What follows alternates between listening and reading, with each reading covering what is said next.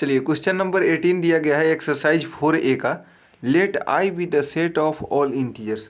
मान लेना है कि आई क्या है, सेट ऑफ ऑल इंटीजर्स को बोला गया है।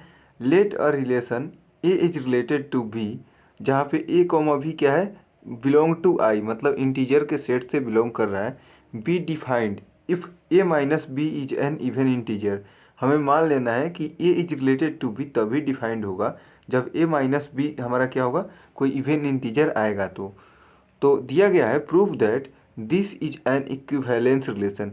इसे प्रूव करना है कि इक्विवेलेंस रिलेशन है। तो इक्विवेलेंस रिलेशन का मतलब सबसे पहले आपको पता होना चाहिए।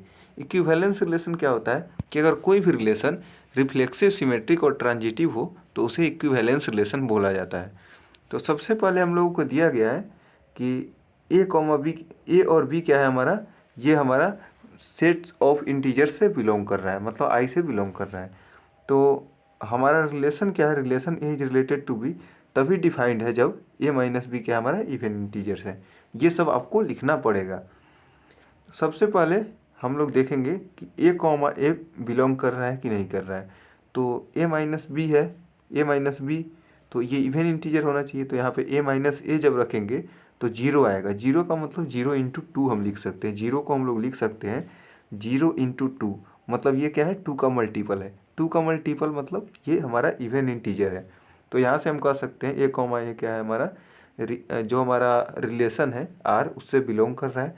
तो यहाँ से हम इसको ऐसे भी कह सकते हैं ए इज रिलेटेड टू ए, ये भी हम कह सकते थे। तो यहाँ से कहेंगे कि जो रिलेशन आर है वो हमारा रिफ्लेक्सिव है। चलिए नेक्स्ट बात करते हैं सिमेट्रिसिटी की। तो यहाँ से हम देख रहे हैं कि अगर ए माइनस बी का वैल्यू 2n के बराबर होगा, तो अगर यहाँ पे ए माइनस बी बराबर अगर 2n होगा, तो यहाँ से अगर हम लोग दोनों साइड में माइनस लगा दें तो यहाँ पे भी माइनस लगाना पड़ेगा। तो यहाँ पे माइनस लगेगा तो माइनस ए आ जाएगा और यहाँ पे बी। तो इसको हम लोग लिख सकते हैं बी माइनस ए बराबर माइनस 2n है तो 2 इंटू माइनस एन हम लिख सकते हैं। यही चीज़ को मैंने यहाँ पे लिख दिया, बी माइनस ए बराबर 2 इंटू माइनस एन। तो यहाँ से हम क्या देख रहे हैं कि 2 इंटू माइनस एन मतलब 2 इंटू कुछ हमारा इंटीजर है, तो 2 का मल्टीपल है, इसका मतलब ये हमारा इवन नंबर ही आ रहा है। तो यहाँ से हम कह सकते हैं अगर ए भी रिलेटेड है आर, रिलेटेड है रिलेशन आर से, तो ये बी ए क्या होगा, ये भी हमारा बिलोंग करेगा उसी रिलेशन आर से। तो यहाँ से हम कहेंगे कि रिलेशन आर क्या हमारा सिमेट्रिक है। चलिए नेक्स्ट बात करते हैं ट्रांजिटिविटी की। तो यहाँ से हम क्या देख रहे हैं कि अगर हमारा ए माइनस बी का वैल्यू 2n1 आएगा और बी माइनस सी का वैल्यू 2n2 है, ये दोनों हम लोग एज्यूम कर रहे हैं, मान के चल रहे हैं। तो हम लोग क्या कर रहे हैं, चलिए दोनों को हम लोग क्या कर रहे हैं, ऐड कर दे रहे हैं। तो यहाँ से ए माइनस बी और यहाँ पे बी माइनस सी दोनों को ऐड करेंगे तो यहाँ माइनस बी से प्लस बी कट जाएगा, ए माइनस सी आ जाएगा। यहाँ पे हम लिख देंगे ए माइनस सी। यहाँ पे है 2n1, यहाँ पे है 2n2, दोनों को ऐड करेंगे तो 2 कॉमन हो जाएगा, n1 प्लस n2। तो इसका मतलब ए माइनस सी बराबर 2 इंटू n1 प्लस n2। तो n1 प्लस n2 कुछ भी हमारा इंटीजर ही होगा और 2 का मल्टीपल है, इसका मतलब क्या है, हमारा इवन इंटीजर आ रहा है।